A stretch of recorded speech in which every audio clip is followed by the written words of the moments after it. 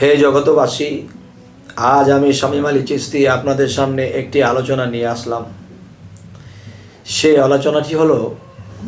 আলোচনাটি হলো যে আমরা এই জগৎ চলার পথে আমরা কিন্তু অনেক বিপদ আপদের সম্মুখীন হই। তবে যারা তরিকতের জগতে আছে তারা মুর্শিদের কাছে জেনে নিয়েছে যে বাবা, কালকে আমি এমুক জায়গায় গিয়ে একটা লেনদেন করব, এমুক জায়গায় গিয়ে একটা ব্যবসা করব, এমুক জায়গাতে গিয়ে আমি এই একটা কিছু প্ল্যান প্রোগ্রাম করব। এখন এই জিনিসটা যদি আমার বিপদ হয়, সমস্যা হয়, তাহলে তো আমার করাটা ব্যর্থ হয়ে যাবে। তবে আমি আপনার তরিকতে এসে আপনার হাতে হাত দিয়ে বায়াত গ্রহণ করেছি। এখন আমি কি করে বুঝবো যে কালকে আমার এই ঘটনা হবে বা ভালো হবে বা মন্দ হবে?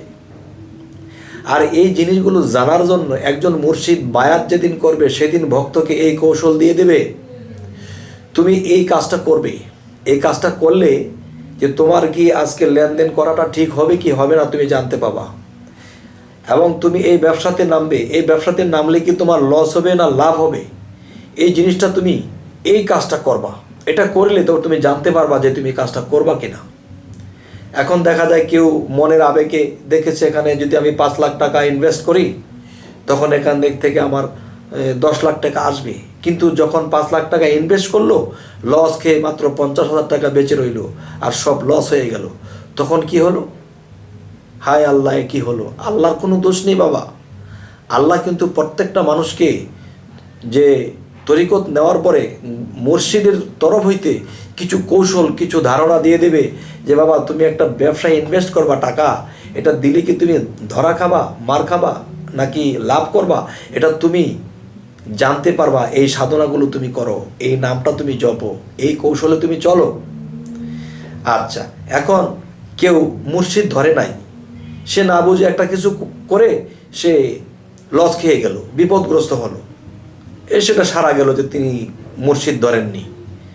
আবার কেউ পৃথিবীতে আছে মুর্শিদ ধরেছে, মুর্শিদ ধরার পরেও দেখা গেছে একটা ব্যবসা ধরতে গিয়ে মার খেলো, একটা কাজ করতে গিয়ে হোঁচট খেলো, মানুষ তাকে অপবাদ দিল, নিজে লস খেলো, শরীরের উপরে আঘাতও পড়লো, আবার লস করে ফিরল।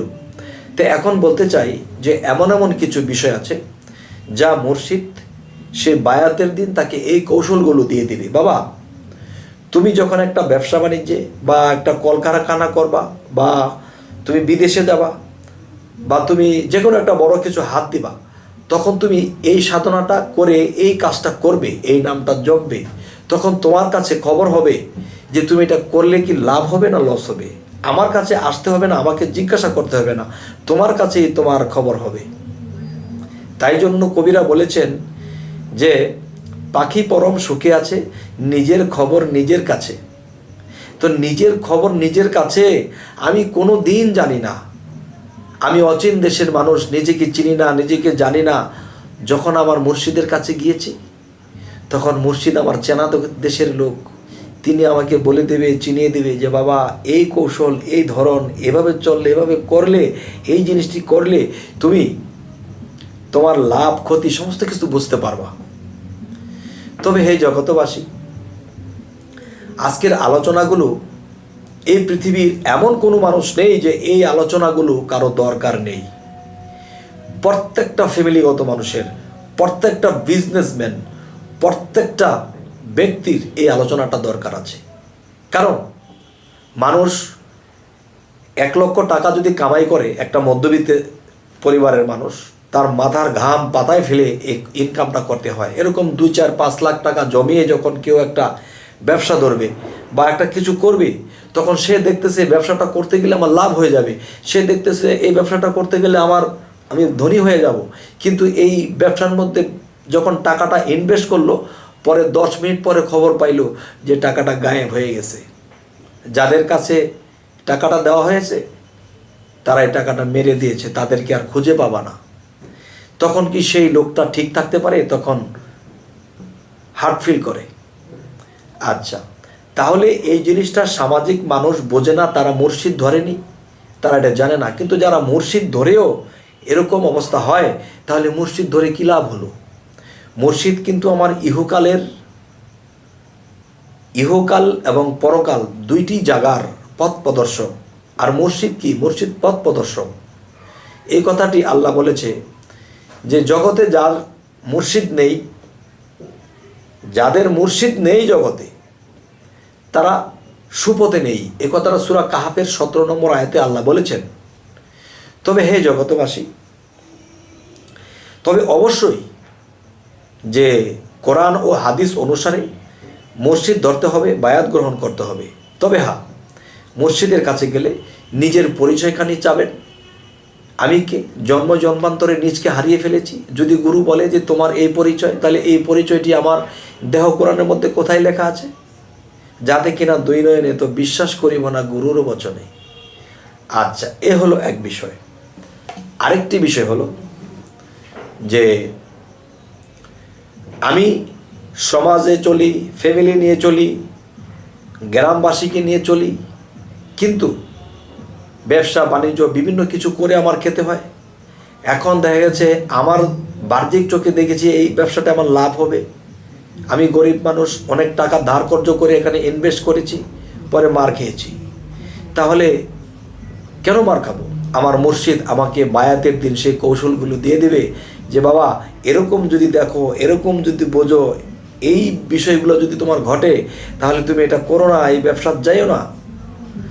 আর যদি তুমি এই জিনিসগুলো ওরকম না দেখে এরকম দেখো, তাহলে তুমি অবশ্যই জয় হবা, ব্যবসা বাণিজ্যে তোমার লাভ হয়ে যাবে, সংসার ফ্যামিলি নিয়ে তুমি ভালো থাকতে পারবে। তবে হে জগতবাসী, আজকের এই আলোচনাটি এই পৃথিবীর সমস্ত মানুষেরই দরকার। তো আজকে এই আলোচনা এই অল্পখানি করলাম, এতে যদি কেউ বুঝে নেন তো ভালো। তবে অনেক ব্যক্তি বলতে পারেন আমাকে যে আপনি তো শুধু বললেন যে এই জিনিসটা গুরুর কাছ থেকে নিতে হয়, এটা নিয়ে বুঝে বুঝে চললে ব্যবসা বাণিজ্য আয় উন্নতি করা যায়, এরকম কিছু বলতে পারেন। তা আমি ভাঙলাম না কেন বাবা? যার মুর্শিদ আছে তিনি মুর্শিদের কাছে এই জিনিসগুলো নিয়ে নেবে, কেননা এই জিনিসগুলো একমাত্র ভক্তকে গুরু দিবে, অন্য কেউ দেওয়ার আইন নেই। যদি এরকম আইন থাকতো আমি আপনাদের সামনে পেশ করে ফেলতাম। তবে হ্যাঁ জগতবাসী, যে কেউ গুরু মুর্শিদ ধরেছে তিনি তার মুর্শিদের কাছে জেনে নেবেন, আর যে গুরু মুর্শিদ না ধরেছেন সে মুর্শিদ ধরবেন এবং এই জিনিসগুলো জেনে নেবেন, ইহকাল ও পরকাল ধন্য হয়ে যাবে। তবে হে জগতবাসী, সকলেই ভালো থাকবেন। আজ এই বলেই রাখছি। আল্লাহ হাফিজ।